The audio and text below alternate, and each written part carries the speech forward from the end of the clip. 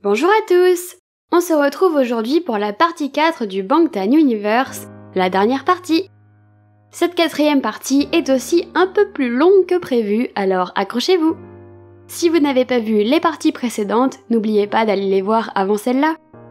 Attention également, je vais parler de sujets compliqués, de violences, de suicides, de problèmes mentaux, etc. Donc si vous êtes sensible vis-à-vis de ça, il vaut mieux que vous ne regardiez pas cette vidéo. On reprend à partir des émeutes qui ont lieu dans le quartier de Namjoon.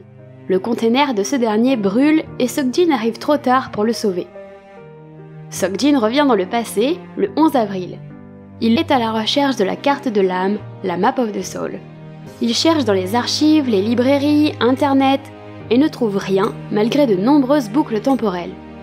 Puis dans la dernière boucle, un nouveau problème apparaît. Chaque fois qu'il revit un moment important, il est pris d'un mal de tête intense et insupportable. Il sent que quelque chose de grave se passe, mais ses souvenirs lui échappent. Le 22 mai, Taeyang et Seokjin montent ensemble en haut de la plateforme sur la plage. Taeyang se rend bien compte que quelque chose ne va pas, que Seokjin est toujours là pour les aider mais qu'il a l'air de souffrir. Il a l'air de ne plus savoir qui il est. Taeyang glisse un polaroid dans la poche de la veste de Seokjin et propose son aide et celle des autres. Il ne sait pas où est le problème, mais ils pourront le résoudre tous ensemble. Seokjin s'énerve, persuadé que l'aide ne lui apportera rien. Il s'en va en répondant « Je n'ai besoin de l'aide de personne et je n'aide personne ».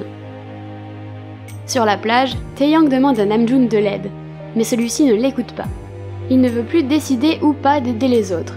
Il préfère éviter de prendre une décision et paraître brutal s'il le faut.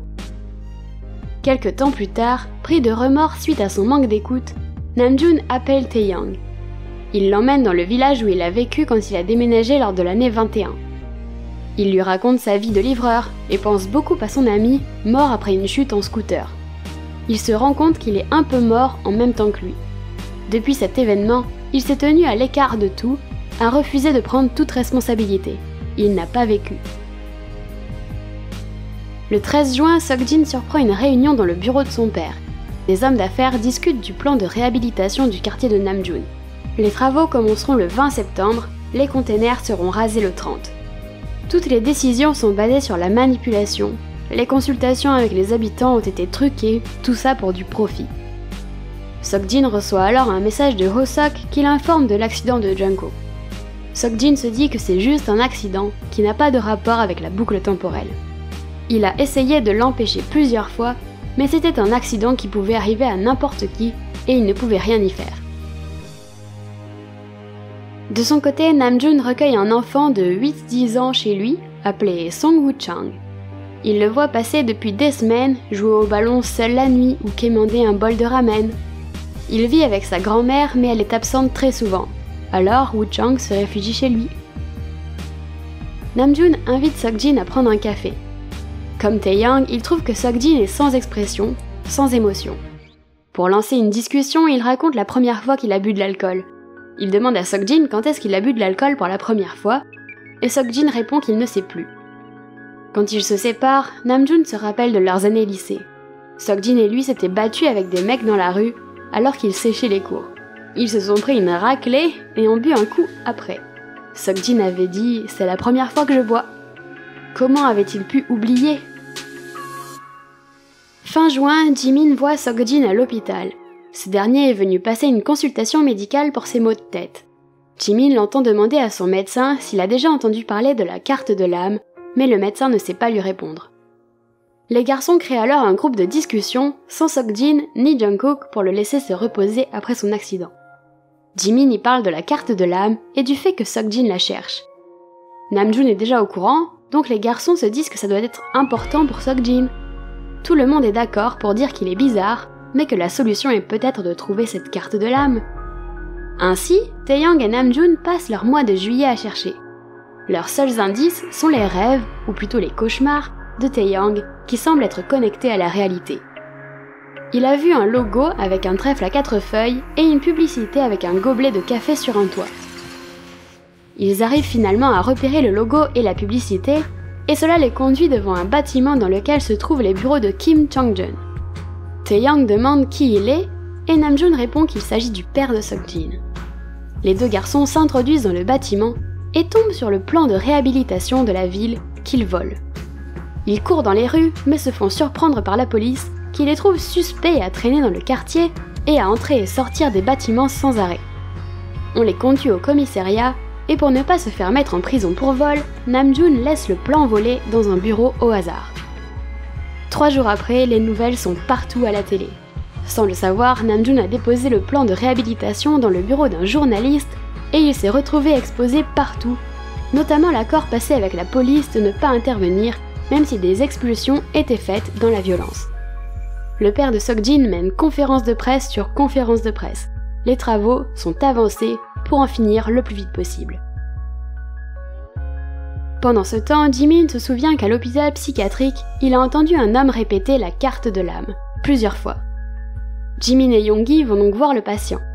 Mais celui-ci aperçoit le père de Seokjin à la télé et fait une crise de démence. Il pointe du doigt la télé et dit « À cause de lui, mon âme est détruite ». Il évoque aussi la disparition d'un certain Gyuho et une salle de musique. À l'hôpital, Jungkook voit passer Jimin et Yoongi par sa fenêtre. Il se demande pourquoi ils ne sont pas passés le voir. Il appelle Jimin pour lui demander où il est et celui-ci lui ment ostensiblement. Jungkook pense de plus en plus que c'est Seokjin qui l'a renversé et que tous ses autres amis savent quelque chose et refusent de lui parler. De son côté, Taeyang va voir son oncle qui était dans le même lycée que le père de Seokjin et qui a à peu près son âge. Il apprend que Kim Chang-jun a raté beaucoup de cours pour retrouver un élève disparu mystérieusement, Che Gyuho, qui était son meilleur ami.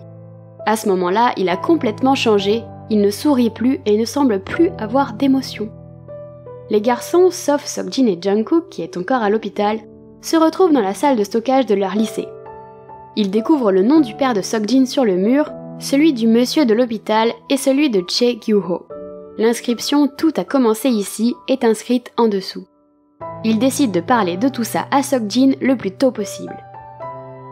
Le lendemain, les garçons se retrouvent chez Namjoon pour fêter la sortie d'hôpital de Jungkook. C'est la première fois que Seokjin les rejoint à la soirée.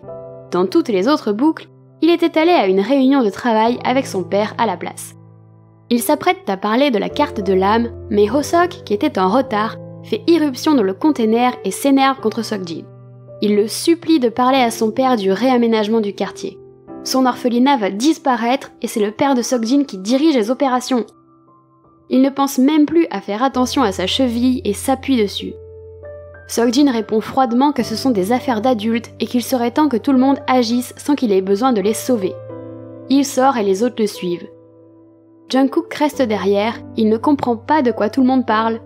Par contre, il remarque une bosse sur la voiture de Seokjin qui correspond aux visions qu'il a de son accident. Et si...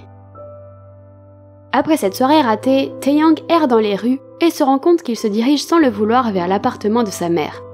Son oncle lui avait donné son adresse quelques jours plus tôt, et Taeyang se sent attiré par cette femme qui les a abandonnés, sa sœur et lui. Au petit matin, il la voit sortir de son appartement et fumer 2 cigarettes. Il espère que l'avoir abandonnée lui permet au moins d'avoir une meilleure vie. Peu après, Namjoon retrouve Hoseok à son travail pour prendre de ses nouvelles, mais Hoseok ne va pas bien. Il est impuissant et désespéré. L'orphelinat représente sa famille, il ne peut pas accepter sa destruction. Il participe à des manifestations contre le plan de redéveloppement, il cherche des endroits où déménager l'orphelinat, et c'est trop pour sa cheville abîmée, il a dû remettre une attelle. Et Namjoon ne peut pas l'aider, son quartier et sa maison seront détruits aussi. Hoseok finit par se mettre en arrêt maladie pour la seconde fois à cause de sa cheville. Comme la première fois, il prend un billet de train et s'en va. Il s'arrête dans un quartier censé accueillir prochainement un restaurant de burgers qui appartient à la même chaîne que celui dans lequel il travaille actuellement. Peut-être qu'il pourrait venir travailler ici ? Dans la rue, il croise un ancien camarade de danse qui l'invite à son spectacle le soir même. Il lui dit que 2 des chorégraphes sont partis et qu'ils auraient bien besoin de l'aide de Hoseok. Il croise également un membre du personnel du restaurant qui lui dit que s'il devient employé, il pourrait bénéficier d'une bourse d'études pour aller étudier aux États-Unis. Le 2 août, peut-être par un effet papillon suite à la réunion qu'il a ratée pour aller à la fête de Jungkook, c'est la première fois que Seokjin peut lire la biographie que son père s'apprête à publier. Jusqu'à présent, Seokjin n'a jamais trouvé le moyen d'arrêter le plan de redéveloppement de son père. Est-ce que c'est une nouvelle piste? Seokjin feuillette la biographie sans être intéressé jusqu'à ce qu'il tombe sur les mots « la carte de l'âme ». Dans ces pages, son père raconte ses années lycée, mais 10 pages sont manquantes. Seokjin pense au bureau de son père qui lui faisait si peur quand il était jeune. Il y avait une pièce verrouillée, une sorte de petit bureau ou petite bibliothèque. Il en est sûr, c'est là que se trouve la réponse. Il pénètre à l'intérieur, il trouve les pages manquantes et découvre un paragraphe stupéfiant. Quand j'ai pensé à mes années lycée, j'ai réalisé que la carte que je cherchais n'était pas une vraie carte avec des routes, des cul-de-sac, des directions et des échelles. C'était juste un autre nom pour la vie que j'ai vécue, les heures innombrables que j'ai vécues et les choix que j'ai faits. Ce serait la trajectoire de mes échecs, mes succès, mes erreurs et mes bêtises. Mais j'ai échoué à trouver la carte. En regardant en arrière, j'ai réalisé que j'étais sur le bon chemin à cause de mes échecs.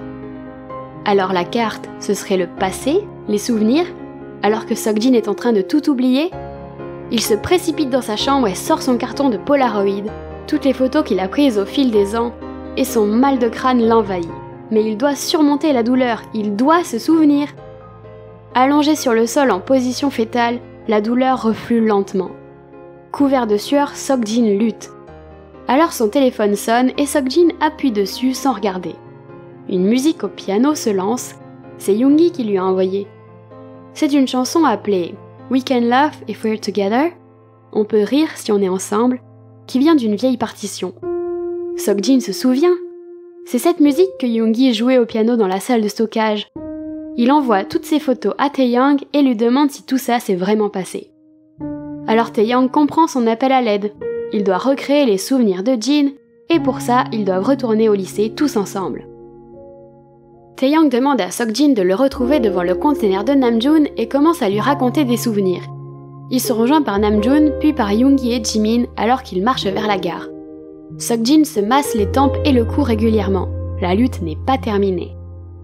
À la gare, Hoseok descend d'un train, il est revenu pile à l'heure. Puis ils se dirigent tous vers le lycée.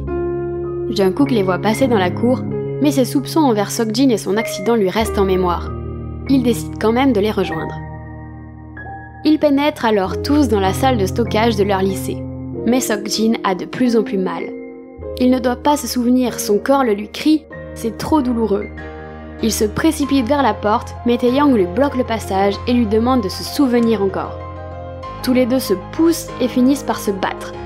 Jin tombe et s'écrase sur un mur qui s'effondre pour révéler une pièce secrète avec une armoire au centre qu'il n'avait jamais remarquée.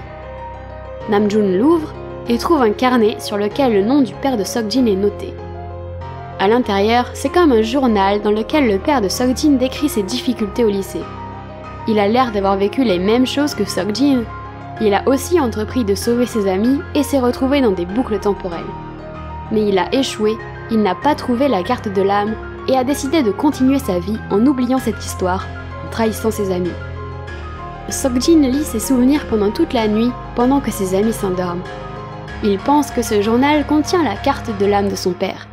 C'est aussi le moment où il réalise l'importance de ses erreurs et où il décide de trouver la carte de son propre cœur. Au petit matin, après que le groupe se soit séparé à la sortie du lycée, Jungkook se demande une nouvelle fois s'il peut faire confiance à tout le monde. Il se réfugie dans un cybercafé et lance un jeu vidéo. Les images de son accident sont partout. Il en est sûr, c'est Seokjin qui l'a renversé. Tous ses amis lui mentent. Leurs images se confondent avec les personnages de son jeu vidéo et il les tue un par un avec son arme. De retour devant ses photos chez lui, Seokjin les fixe. Et alors, tout se libère. Les souvenirs prennent vie, les sons, les odeurs, les visions déferlent dans sa tête et il se demande comment il a pu tout oublier. Alors quelque chose se met à briller dans sa poche. C'est un Polaroid qui date de la plage, quand ils ont décidé de prendre une photo devant la voiture de Seokjin. Dans la dernière boucle, Seokjin a pris la photo de loin, alors que dans toutes les boucles précédentes, il avait mis le minuteur pour apparaître aussi sur la photo. La scène se déroule alors sous les yeux de Seokjin comme s'il la revivait à nouveau. « Seokjin, dépêche-toi !» entend-il. Il met le minuteur et court. L'appareil photo clique. La scène disparaît, Seokjin est toujours dans sa chambre. Dans sa main, le Polaroid change. Seokjin est de retour sur l'image. Tout indice vient avec un prix. Ce que le chat lui avait dit prend tout son sens. Le prix à payer, c'est l'oubli de tous ses souvenirs heureux, l'oubli des personnes qui lui sont chères. Penses-tu pouvoir réparer toutes les erreurs et sauver tout le monde ? La réponse est simple, la question n'est pas la bonne. Il n'a pas besoin de réparer toutes les erreurs, il n'a pas besoin de sauver tout le monde. Il doit juste accepter ses erreurs comme des parties de lui. La personne qu'il doit sauver, qu'il doit pardonner, accepter et aimer, c'est lui-même. Alors la douleur disparaît. Il redevient lui-même, il retrouve ses sentiments en même temps que ses souvenirs et déteste celui qu'il était dans cette boucle temporelle. Il sait tout du plan de redéveloppement de son père, il sait que le nom de Namjoon est entouré en rouge et qu'il n'a rien fait pour l'aider. Il était devenu le complice de son père, celui à cause de qui Namjoon allait mourir. Alors il décide de confronter son père. Il lui montre son ancien journal, lui rappelle que lui aussi avait des amis et qu'il n'est pas trop tard pour faire les choses bien. Mais son père réagit à peine et le renvoie en disant qu'il n'a plus rien à voir avec ça maintenant. Alors Seokjin appelle un journaliste et programme une interview. Le 11 août, Seokjin demande à tout le monde de venir au container de Namjoon et entreprend de tout leur avouer. Au lycée, c'est lui la taupe qui a dénoncé leur repère secret et qui a fait renvoyer Yoongi. Il s'excuse auprès de ce dernier et Yoongi acquiesce. Seokjin dit qu'il racontera tout ce qu'il sait sur le plan de redéveloppement et ses magouilles à la presse le lendemain. Et il se met à parler de ses voyages dans le temps, du chat, des morts, de sa course contre ses erreurs, de ses combats. Taeyang comprend enfin d'où viennent ses rêves. Mais Seokjin ne parle pas de l'accident de Jungkook, alors que ce dernier n'attendait que ça. Le reste ne lui paraît être que des mensonges. Seokjin leur ment depuis le lycée et tous les autres ont l'air de l'accepter sans rien dire, voire en louant son courage. Mais pas lui. Il s'enfuit en broyant des idées noires et terrifiantes. L'interview de Seokjin dénonçant son père est partout. Le plan de redéveloppement est suspendu. Toutes les personnes impliquées sont interrogées par la police, mais l'oncle de Seokjin disparaît. Dans la rue, les protestations empirent, on réclame justice, les gens deviennent fous et Seokjin se dit qu'il a évité un problème, mais que tout n'est pas terminé pour autant. Il a terminé son interview par les mots « J'admettrai toutes mes fautes et mes erreurs, je ne me cacherai pas et je ne m'enfuirai pas ». En voyant ça, Jimin se demande s'il est capable de faire la même chose. Il est temps de retourner à l'arboretum. Il prend le bus et retourne sur les lieux de son traumatisme.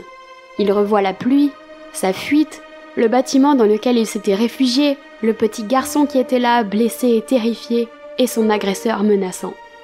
Jimin ne s'est jamais pardonné de l'avoir abandonné à son sort. Il avait découvert dans les journaux que le garçonnet avait 5 ans à l'époque, que son nom de famille était Che, et qu'il avait été retrouvé blessé et amnésique dans la montagne. Jimin l'avait recroisé plus tard, une fois. Alors il s'imagine le revoir à 5 ans et lui dire que tout ira bien, qu'il grandira et qu'il se fera des amis géniaux. Quand Jimin rouvre les yeux, le ciel est clair, il se pardonne. Le 25 août, Taeyang prévient Seokjin qu'un homme étrange est allé menacer Namjoon devant son container. Seokjin est sûr qu'il s'agit de son oncle. Il essaie d'appeler Namjoon pour s'assurer que tout va bien, mais personne ne répond. Seokjin prend alors sa voiture et roule jusqu'au container. Sur place, il sent une odeur d'essence partout. Son oncle est là, l'air fou, et met le feu au container de Namjoon. Seokjin hurle. Namjoon fait irruption en tenant un sac de course. Il se précipite dans le container en feu, malgré les supplications de Seokjin. Woo Chang, le petit garçon, est là, recroquevillé dans un coin. Il attendait le dîner. Namjoon pointe la porte du doigt. Ils vont s'en sortir. Mais quelque chose s'effondre devant la porte et bloque toute issue. Heureusement, Seokjin est dehors. Il cogne à la vitre et tire sur la grille de sécurité. La fenêtre s'ouvre assez pour laisser passer Woo Chang. La chaleur devient insoutenable, Namjoon ne peut plus respirer, il s'effondre. Seokjin hurle son nom et cherche un moyen de l'atteindre, mais il ne voit rien à cause de la fumée. Alors la main de Namjoon réapparaît et ils tirent ensemble sur la fenêtre. Seokjin le tire à l'extérieur, tout devient noir. Namjoon se retrouve devant son ami livreur, mort sur son scooter. Ce dernier lui demande de monter à l'arrière du scooter, mais Namjoon ne peut pas répondre. Alors son ami lui dit au revoir et s'en va. Le lendemain, en entendant les nouvelles de l'incendie criminel dans le quartier des containers, les garçons s'inquiètent, mais reçoivent vite une photo de Namjoon et Seokjin à l'hôpital, bien vivants. Le 30 août, tous les 7 se retrouvent pour aller voir les feux d'artifice, mais Jungkook ne les regarde pas. Il joue sur son téléphone à un jeu de combat. 6 cadavres s'accumulent déjà autour de son personnage. Un mois plus tard, le père de Seokjin avoue tout lors de son procès. Quand il est escorté vers la sortie, il regarde Seokjin avec un air qu'il n'a jamais eu. Un air apaisé, léger. Seokjin se précipite chez lui, dans la petite bibliothèque secrète de son père. Son journal est là. Sur la dernière page, son père a écrit « J'ai trouvé la carte de l'âme. Tout se termine ici et maintenant. » Avec ça, on arrive à la fin de cette histoire telle qu'elle est contée par Big Hit. Il ne me reste qu'à vous raconter l'épilogue qui met en scène Jungkook. Jungkook flotte dans l'obscurité. Il entend « Ce sera plus douloureux de vivre que de mourir. Est-ce que tu veux quand même vivre ?» Une forme blanche apparaît devant lui. Est-ce que c'est la lune ? Il tourne et voit un énorme trou dans le sol. Il flotte entre le sol et la lune. Puis il se rend compte que ce n'est pas la lune, c'est un trou dans le ciel. Quelque chose est sur le point de commencer. Alors j'avoue que cet épilogue est un mystère pour moi. Est-ce que c'est un teaser pour la suite ? Est-ce que c'est une façon de dire que lors de son accident, Jungkook a dû choisir entre un trou noir et un trou blanc ? Qu'est-ce que ça veut dire ? J'en ai aucune idée. En revanche, pour tout le reste, j'espère que j'ai été claire et que vous avez compris la fin de l'histoire. Jimin a surmonté son traumatisme de l'arboretum, Namjoon celui de la mort de son ami livreur. Yoongi a accepté que sa vie comportait son lot de bons moments, et Taeyang a pardonné à sa mère. Hoseok a des projets d'avenir, et Seokjin reprend une vie normale, sans la figure austère de son père. Il ne reste que l'accident de Jungkook en suspens. Est-ce que c'est Seokjin qui est à l'origine de l'accident sans le vouloir ? Est-ce qu'il a tout oublié ? Ou est-ce que c'est Jungkook qui se fait des idées ? En tout cas, dites-moi dans les commentaires si vous avez des théories sur le Bangtan Universe. Et sur ce, cette série arrive à sa fin. D'après ce qui était prévu, un drama devait sortir avec des acteurs reprenant les rôles des 7 garçons. À la base, le drama était prévu pour 2022, mais des soucis les avaient poussés à retarder la sortie. On attend encore des nouvelles, mais c'est peut-être dans ce drama qu'on aura nos dernières réponses. D'ici là, je vous remercie de m'avoir suivi pour ces vidéos qui m'ont demandé énormément de temps et d'énergie. J'espère avoir répondu aux questions que vous vous posiez sur le Bangtan Universe. Je vous dis à bientôt pour une nouvelle vidéo. Je vous violette.